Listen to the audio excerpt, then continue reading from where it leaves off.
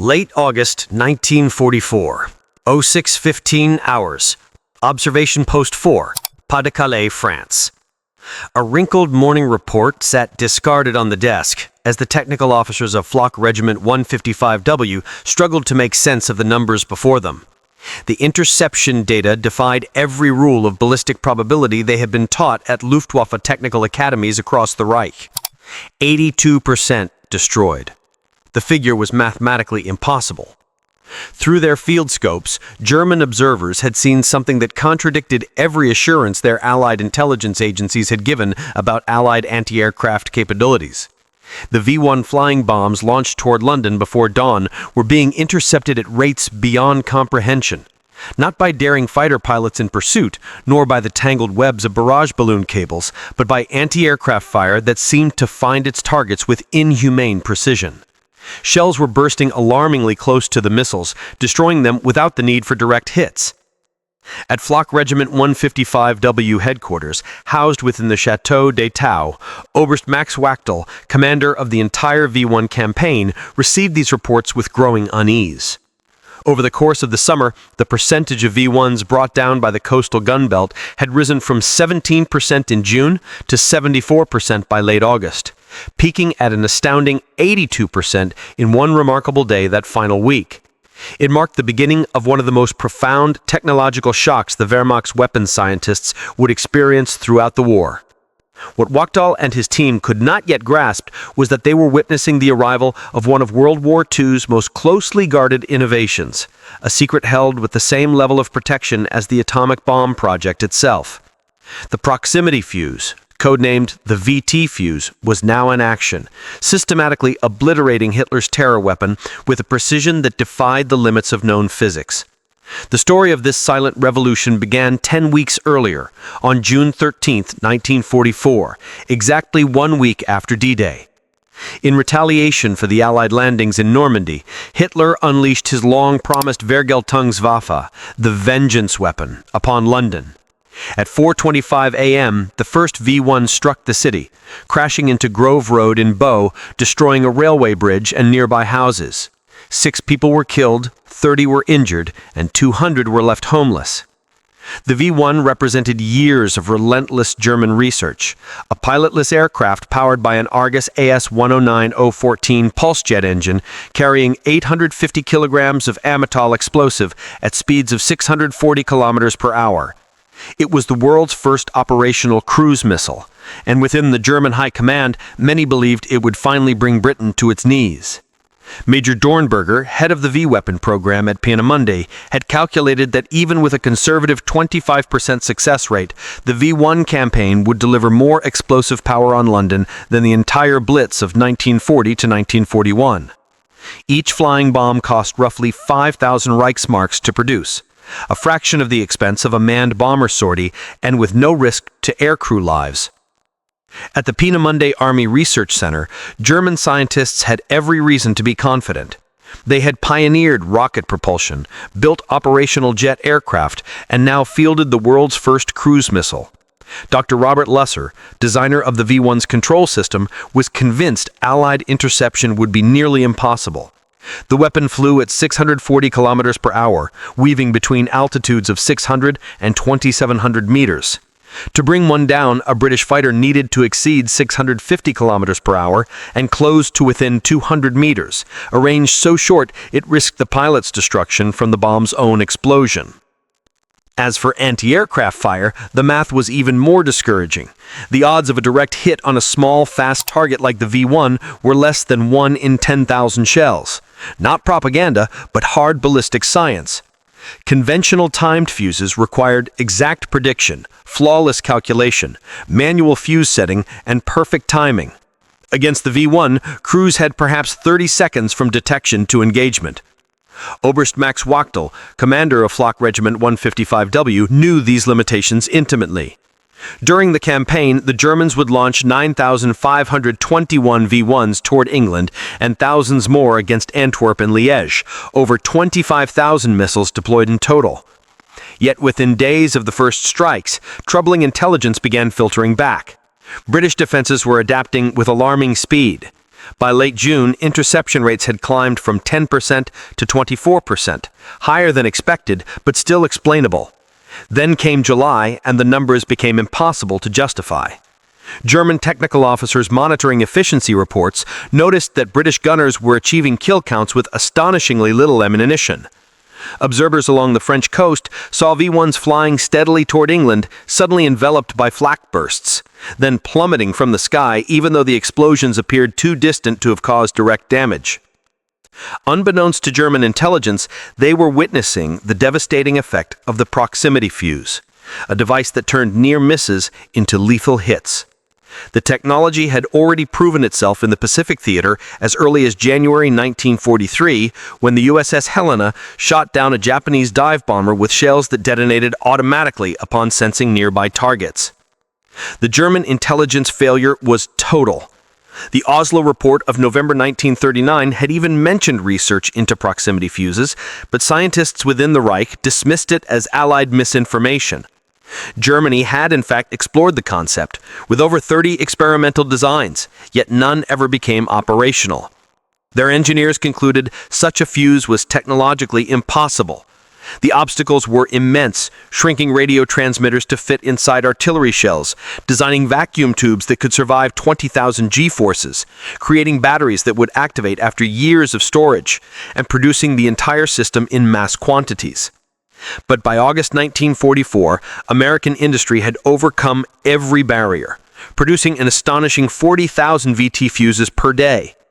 In that same final week of August, the system reached peak effectiveness. The British anti-aircraft network had been completely reorganized, guns now guided by American SCR-584 radar, which automatically tracked targets and fed firing solutions to batteries below. Most importantly, the shells they fired were fitted with VT proximity fuses, specially modified to counter the V-1 threat. The Royal Artillery and RAF Regiment had redeployed from the North Downs to fortified positions along the south coast, forming a dense coastal gun belt. This ensured that any duds or unexploded shells fell harmlessly into the sea, denying German forces the chance to recover or analyze them. As each V-1 crossed the English shoreline, it entered a kill zone, where technology shattered probability itself.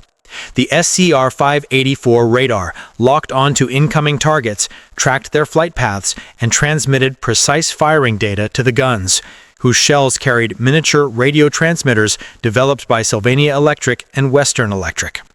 When reflected radar signals indicated a nearby target, Theratron switches triggered the detonators, unleashing clouds of steel fragments that shredded the V-1s midair. On the peak day in late August 1944, the coastal gun batteries destroyed 82% of all incoming missiles, a rate German engineers considered physically impossible. The shocking reports of such interception efficiency triggered emergency conferences within German headquarters. Oberst Max Wachtel suspected sabotage. Inspections were ordered immediately, every missile, every launch mechanism checked. Yet nothing was found amiss. Test firings conducted over German-controlled territory showed perfect flight performance. The failures occurred only when the weapons faced British defenses. German experts reluctantly concluded that the Allies had developed some revolutionary anti-aircraft system, but the details remained a mystery. Without a captured shell or device, they had no way of discovering how it worked. They experimented with every possible countermeasure, adjusting altitudes, launching in larger salvos, switching to night operations, even using poor weather for concealment. Nothing helped. The destruction rate remained catastrophic. At Peenemünde, the realization grew more unsettling by the day. If the Allies had truly developed proximity fuses, they would have achieved the very breakthrough German engineers had long deemed unattainable. Desperate intelligence efforts were launched, but all failed. The security surrounding the proximity fuse was absolute. Its production was divided among 110 factories, each assigned only a fragment of the process. Workers had no idea what their components were for. Even its codename, Variable Time Fuse, or VT, was deliberately misleading, suggesting a conventional timed mechanism rather than a proximity sensor. By 1944, a massive portion of America's electronics industry had been redirected toward this single project. By war's end, the United States had produced over 22 million proximity fuses at a cost exceeding $1 billion in 1940s currency. The Crossley Corporation alone manufactured 5 million units, nearly a quarter of the total output. The numbers revealed an industrial imbalance beyond imagination. While Germany relied on forced labor to hand-assemble its V-1s, America's factories were churning out proximity fuses at an industrial tempo never before seen. Peak production reached 40,000 units per day, while costs plummeted from $732 per fuse in 1942 to just $18 by 1945. Crossley's workforce of 10,000 employees, once building household radios and refrigerators, now produces 16,000 fuses daily. Sylvania Electric dedicated its entire vacuum tube research division to the project, developing ruggedized miniature tubes, 400,000 per day, making up 95% of all tubes used in the program. The contrast between the two nations was absolute. Germany crafted weapons in small numbers by hand. America mass-produced miracles of engineering. In fact, monthly U.S. proximity fuse output surpassed the total number of V-1s Germany produced during the entire war. The engineering challenge itself was extraordinary. Each fuse had to endure the violent acceleration of being fired, 20,000 times the force of gravity, 25,000 revolutions per minute, and extreme temperature shifts. Sylvania's miniature vacuum tubes, originally based on hearing aid designs, were redesigned to survive those brutal forces. The batteries, dormant for years, activated instantly when fired. Inside each shell, a tiny radio continuously emitted signals. When those signals reflected off nearby metal, like a V-1's fuselage, the circuitry triggered detonation automatically. It sounded simple, but solving the technical problems required precision manufacturing on a scale never achieved before. Every single fuse underwent multiple tests. Random batches were even fired to verify performance. Rejection rates below 2% demonstrated industrial discipline bordering on perfection. By September 1944, the V-1 offensive was effectively defeated. Of the 9,521 missiles launched against Britain, only 2,515 reached London, killing 6,184 civilians and injuring 17,981. Tragic numbers, yet a fraction of what Germany had intended. General Frederick Pyle, commander of Britain's anti-aircraft command, later estimated that without the proximity fuse, those casualties would have been 4 to 5 times higher. The proximity fuse, in effect, saved London from annihilation. Desperate, Germany switched to night launches and began to deploy the V-2 rocket, which traveled too fast and too high for interception. But these efforts failed to alter the course of the war. The V-1 program had become a strategic and technological failure, consuming vital resources when Germany could least afford it. The German inability to uncover the proximity fuse remained one of the greatest intelligence failures in history. Despite their vast espionage networks and scientific expertise, they never understood what they were facing. Not a single intact fuse was captured during the V-1 campaign. Even more astonishing, during the Battle of the Bulge, German troops seized an American ammunition depot containing proximity-fused shells, yet failed to recognize their significance. Convinced such technology was impossible, they overlooked the evidence right before their eyes. After Germany's surrender, interrogations revealed complete ignorance of the device. Oberst Max Wachtel told Allied officers that his staff suspected improved radar or faster setting fuses, but never imagined thinking shells. When German scientists were finally shown captured American VT fuses, many refused to believe what they saw. They could not comprehend how vacuum tubes survived gunfire, how batteries remained viable, or how circuitry functioned after enduring such forces. German scientists would later estimate that they were at least 10 years behind American technology. Dr. Merle Tuve, who led the proximity fuse program at the Johns Hopkins Applied Physics Laboratory, reflected after the war that the project's success came from an extraordinary collaboration between scientists, engineers, and factory workers, a kind of partnership impossible within totalitarian systems. The proximity fuse proved that the outcome of World War II was decided as much in laboratories and factories as it was on the battlefield.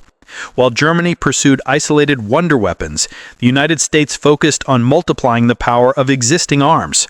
The proximity fuse made every Allied anti-aircraft gun 5 to 10 times more effective.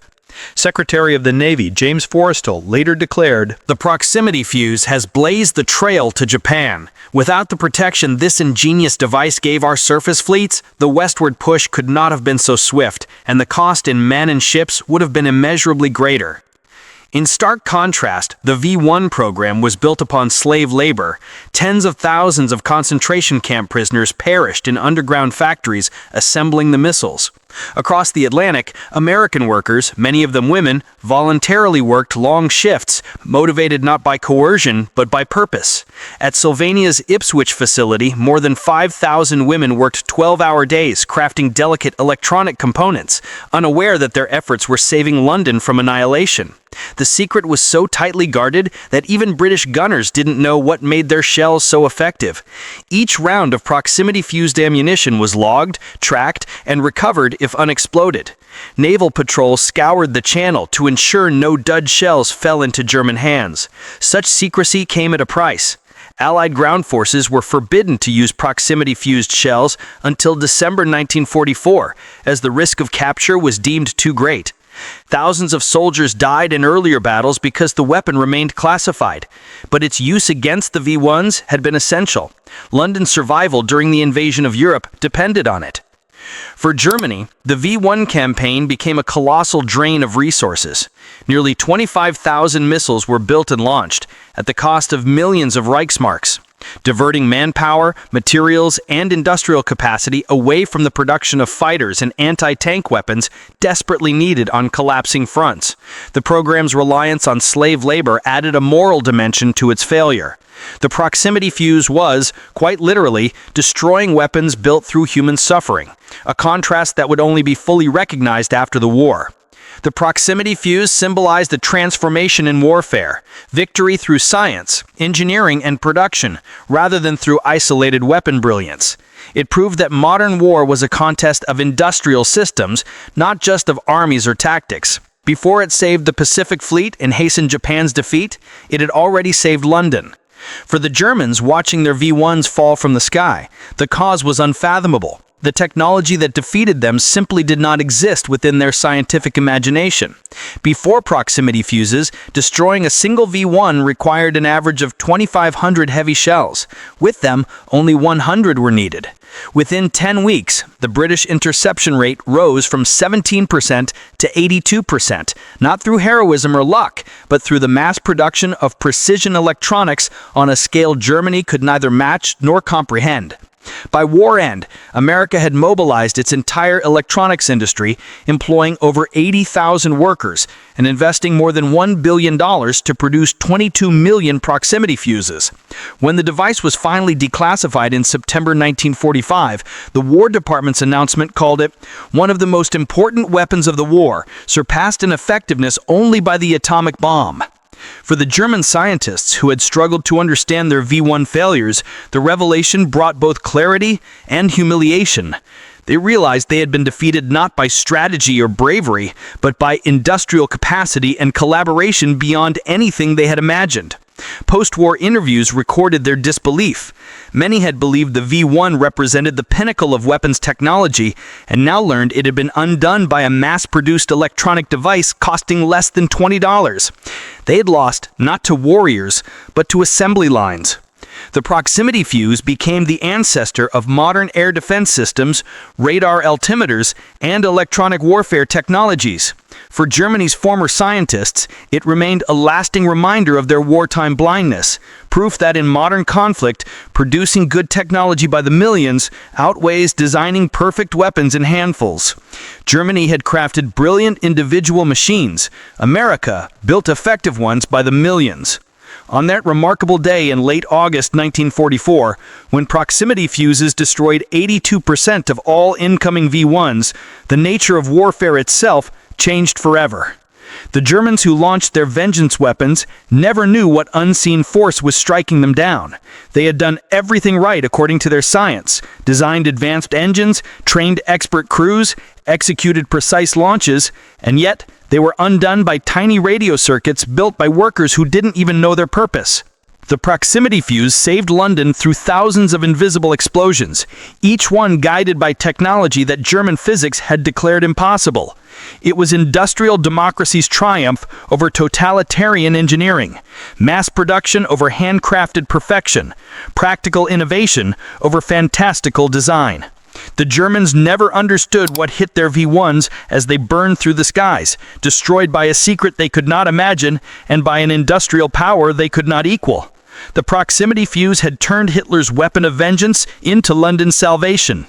And in the end, America's greatest victory was not on the battlefield, but in the factories, where millions of ordinary men and women, many unaware of what they were building, produced the tiny electronic miracles that saved a city and forever changed the face of war. The 82% interception rate achieved that summer stood as lasting proof that in the modern age, industrial capacity could defeat any so-called wonder weapon. The proximity fuse was more than a device. It was evidence that democracy's ability to unite science and industry could overcome tyranny's forced brilliance. And the Germans, watching their perfect machines fall blazing from the sky, never realized they had already lost a war their leaders still insisted they were winning.